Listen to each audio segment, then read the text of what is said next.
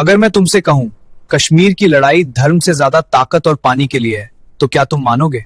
1947 में एक साइन हुआ, एक कागज पर, और उसके बाद 70 साल तक खून बहता रहा। कश्मीर में सिर्फ सैनिक नहीं मरे, वहां सपने मरे हैं, घर उजड़े हैं, परिवार टूटे हैं, और सबसे बड़ी बात, सच को धीरे धीरे धुंधला कर दिया गया। आज मैं तुम्हें वो सच दिखाने वाला हूं जो ना इंडिया पूरा बताता है और ना ही पाकिस्तान। ये कहानी है उन सच्चाइयों की जो किताबों में नहीं मिलती और खबरों में पूरी दिखाई नहीं जाती। अगर सच सुनने की हिम्मत है तो वीडियो आखिर तक देखना। कश्मीर मतलब जन्नत, बर्फ से ढके पहाड़, बहती हुई नदियां और दूर दूर तक फैले हरे भरे मैदान। एक ऐसी जन्नत जिसे धरती का स्वर्ग कहा गया, जहां हवा में सुकून है, नजारों में खूबसूरती है और हर सुबह एक नई उम्मीद लेकर आती है। लेकिन क्या ये पूरी सच्चाई है, या इन पहाड़ों के पीछे एक ऐसा सच छुपा है जिसे दुनिया ने कभी ठीक से देखा ही नहीं? अगर कश्मीर को समझना है तो उसकी खूबसूरती से आगे देखना होगा। कश्मीर ने पिछले 70 सालों में इतना खून देखा है जितना शायद ही किसी और जमीन ने देखा हो। कश्मीर सिर्फ भारत और पाकिस्तान की लड़ाई नहीं है, ये इतिहास, राजनीति, मजहब, सत्ता और रणनीति सबका मिला जुला रूप है। आज इस वीडियो में हम जानेंगे कश्मीर की पूरी सच्ची कहानी बिना किसी मिलावट के। 1947 से पहले भारत आजाद नहीं था, पूरा देश अंग्रेजों के अधीन था। उस समय भारत दो हिस्सों में बटा हुआ था। पहला सीधे ब्रिटिश शासन वाले इलाके, जहां हर फैसला लंदन से तय होता था, और दूसरा 562 रियासतें, जहां राजा महाराजा राज करते थे, लेकिन असली ताकत फिर भी अंग्रेजों के पास थी। जम्मू कश्मीर भी एक रियासत थी। कश्मीर के राजा थे महाराजा हरि सिंह। राजा हिंदू थे, लेकिन कश्मीर की ज्यादातर आबादी मुस्लिम थी। महाराजा चाहते थे कि कश्मीर ना भारत में मिले ना पाकिस्तान में, बल्कि एक स्वतंत्र देश बने। एक ऐसा फैसला जो आगे चलकर इतिहास की सबसे बड़ी बहस बन गया। 1947 में अंग्रेजों ने भारत को आजाद करने का फैसला किया, लेकिन आजादी के साथ आया एक और बड़ा फैसला, भारत और पाकिस्तान का बंटवारा। सभी रियासतों को कहा गया, भारत में मिलो या पाकिस्तान में। लेकिन महाराजा हरि सिंह ने कोई फैसला नहीं लिया। इस अनिर्णय का फायदा उठाया पाकिस्तान ने। अक्टूबर 1947 पाकिस्तान के उत्तर पश्चिम सीमांत से हजारों कबायली लड़ाके हथियारों के साथ कश्मीर में घुस आए। सच ये था कि उन्हें पाकिस्तान सेना का समर्थन था और मकसद एक ही, श्रीनगर पर कब्जा। इन लड़ाकों ने गांव लूटे, लोगों को मारा और महिलाओं पर अत्याचार किए। श्रीनगर खतरे में था और महाराजा हरि सिंह डर गए। श्रीनगर पूरी तरह खतरे में था, लेकिन तभी एक ऐसा फैसला होना था जो इतिहास बदल देगा। महाराजा ने भारत से मदद मांगी। भारत ने साफ कहा, पहले कश्मीर भारत में शामिल होगा। 26 अक्टूबर इंस्ट्रूमेंट ऑफ एक्सेशन पर हस्ताक्षर हुए। इस दस्तावेज के बाद कश्मीर कानूनी रूप से भारत का हिस्सा बन गया। भारतीय सेना श्रीनगर पहुंची, पाकिस्तानी हमलावरों को रोका गया।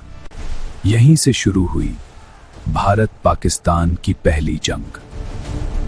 किसी को नहीं पता था आगे क्या होने वाला है, और यही था वो पल जो इतिहास में दर्ज होने वाला था। 1947 और 48 की जंग कश्मीर के पहाड़ों में लड़ी गई।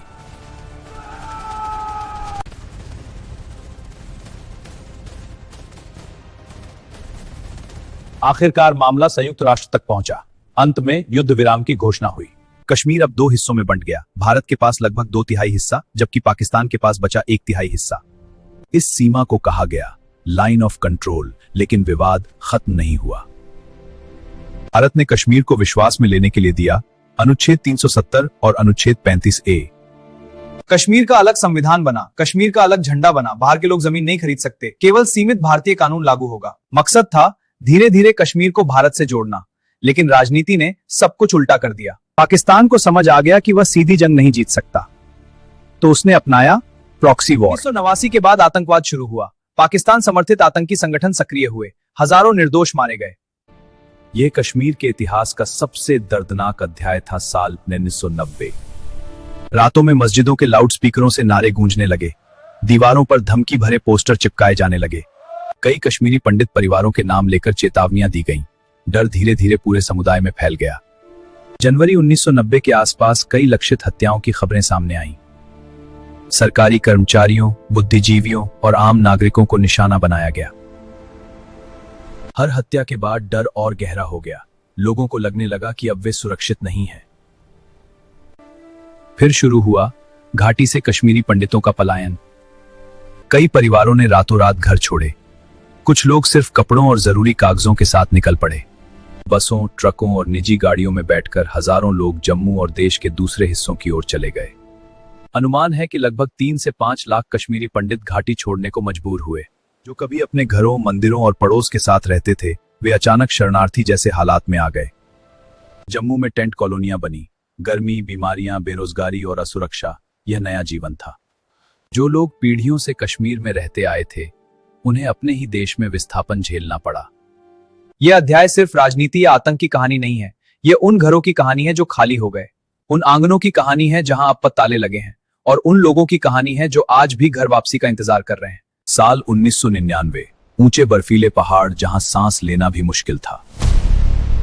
भारतीय सेना को पता चला कि कारगिल की चोटियों पर घुसपैठ हो चुकी है। लड़ाई आसान नहीं थी। दुश्मन ऊंचाई पर था और हमारे जवान नीचे से चढ़ाई कर रहे थे। कई हफ्तों तक गोलियों की आवाज गूंजती रही।